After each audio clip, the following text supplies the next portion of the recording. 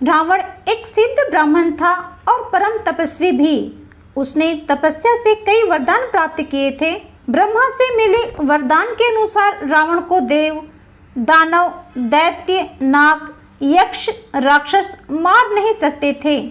रावण ने पूरी दुनिया को त्रस्त कर दिया था। ब्रह्मा के वरदान के अनुसार रावण को सिर्फ मनुष्य या वानर ही मार सकते थे। इसीलिए भगवान श्री राम पृथ्वी पे अवतरित हुए और उनकी सहायता हेतु असंख्य वानरों ने भी पृथ्वी पर जन्म लिया। भगवान राम और उनकी सहायता हेतु वानर किसके अवतार थे, ये अब भी बहुत कम लोग ही जानते हैं। तो चलिए हम आपको बताते हैं, पर इससे पहले अभी तक आपने पौराणिक संसार को सब्सक्राइब नहीं किया है तो तुरंत कर ले। सनातन धर्म को हर एक तक पहुंचाने का मेरा लक्ष्य है, जो बिना आपकी सहायता से पूर्ण नहीं हो सकता। वाल्मीकि रामायण के बालकांड सर्ग 17 में ब्रह्मा जी ने देवताओं को आदेश दिया, भगवान विष्णु के होने वाले अवतार की सहायता हेतु आप सभी स्वयं के अंश स्वरूपों को उत्पन्न करें। वानर स्वरूप में आपके द्वारा उत्पन्न संतानें इच्छानुसार कोई भी रूप धारण करने में समर्थ एवं चमत्कारिक शक्तियों से संपन्न होने चाहिए।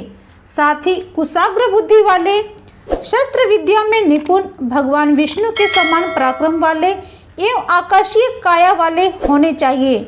मैंने भी पहले जामन नामक वृक्ष को पैदा किया है, जो जम्हाई लेते समय मेरे मुंह से सहसा निकल पड़ा था।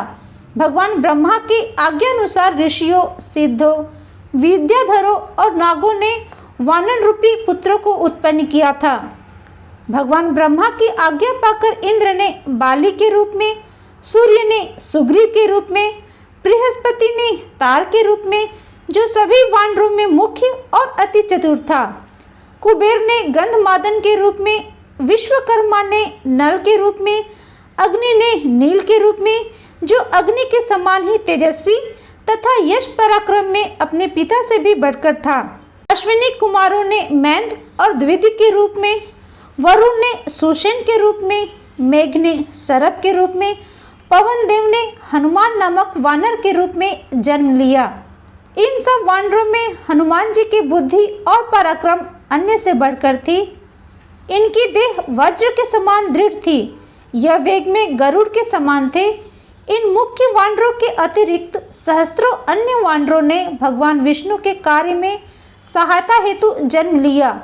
वे सभी पर्वतों के समान विशाल थे एवं रावण से युद्ध के लिए व्याकुल थे।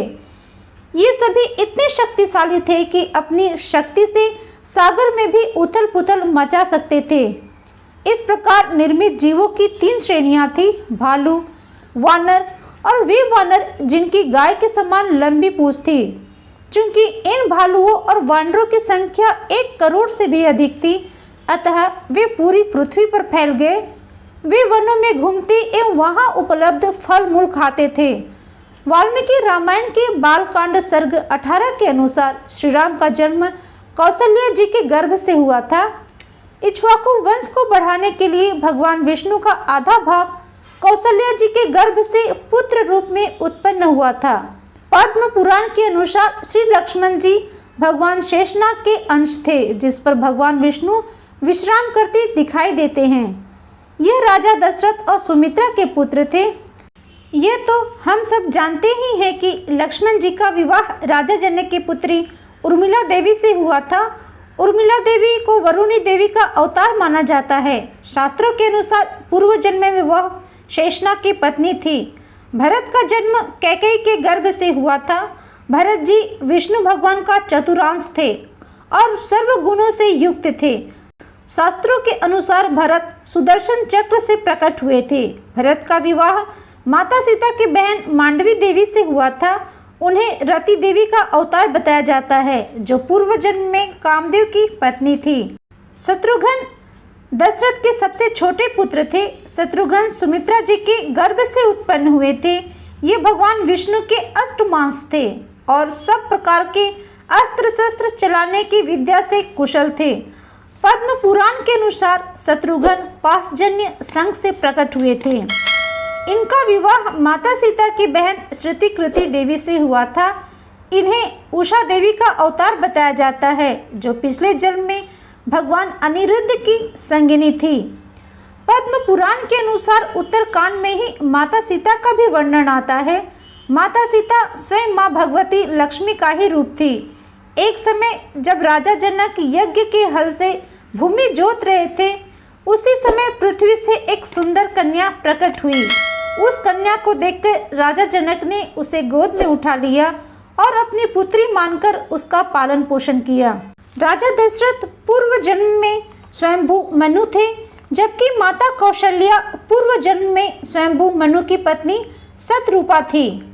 रावण और कुंभकर्ण। रावण और कुंभकर्ण का पूर्व जन्म का वर्णन भागवत पुराण में किया गया है। एक दिन ब्रह्मा जी के मानस पुत्र सनकादि ऋषि बैकुंठ पहुंचे। उन्हें साधारण बालक समझकर द्वारपाल जय और विजय ने उन्हें भीतर जाने से रोक दिया। इस पर वह क्रोधित हो उठे और द्वारपालों को श्राप देते हुए बोले, विष्णु के चरण तो रजोगुण और तमोगुण से रहित है। तुम दोनों इसके समीप निवास करने योग्य नहीं हो, इसीलिए तुम यहाँ से पापमयी असुर योनि में जाओ। जब वह बैकुंठ से नीचे गिरने लगे, तब उस महात्मा ने कहा, इन 3 जन्म में इस पाप को भोगकर तुम लोग इसी बैकुंठ में वापस आ जाना। ये दोनों ही पहले जन्म में हिरण्यकश्यप और हिरण्याक्ष हुए। दूसरे जन्म में रावण और कुंभकर्ण के रूप में जन्म लिया। फिर तीसरे जन्म में द्वार युग में शिशुपाल और दंतवक्र के रूप में जन्म लिया। वहीं शिव पुराण में भी रावण जन्म का वर्णन मिलता है। शिव पुराण के अनुसार एक बार क्रोध में आकर नारद मुनि ने शिव के 2 गणों को उन पर हंसने का श्राप दिया था। नारद मुनि ने कहा था, तुम दोनों कपटी और पापी राक्षस हो जाओ। तुमने हमारी हंसी की, इसका फल चखो। अब फिर किसी मुनि की हंसी करना। मुनि का क्रोध जब शांत हुआ, तब उन्हें अपने श्राप देने का पछतावा हुआ। शिवगणों ने श्राप से मुक्त होने का उपाय पूछा। तब नारद मुनि ने कहा, विशर्वा के वीर्य से जन्म ग्रहण करके आप संपूर्ण दिशाओं में प्रसिद्ध रावण और कुंभकर्ण बनोगे। समस्त ब्रह्मांड के राजा होकर शिव भक्त एवं जितेंद्रिय होंगे और शिव के दूसरे स्वरूप श्री विष्णु के हाथों मृत्यु पाकर फिर अपने पद पर प्रतिष्ठित हो जाओगे। दोस्तों, ये जानकारी आपको कैसी लगी? क्या आप इसे पहले से जानते थे? कमेंट्स में ज़रूर बताइएगा। अगर वीडियो पसंद आई हो तो वीडियो को लाइक और शेयर करना ना भूलें।